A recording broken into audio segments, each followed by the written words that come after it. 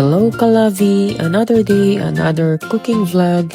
Birthday ni Lovey today kaya I decided na magluto ng creamy bacon carbonara with mushroom.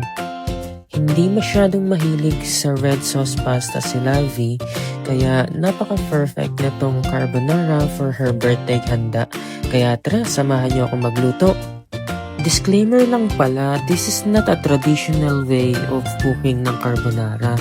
It's my own version of carbonara na budget-friendly and madali lang lutuin. Kaya tara, let's continue cooking!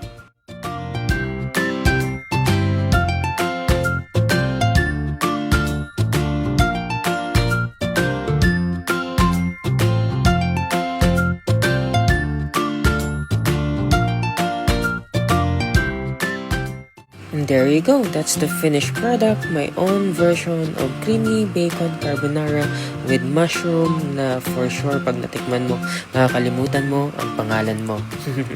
That's all for today guys, thank you so much for watching this video, see you on the next vlog and follow for more.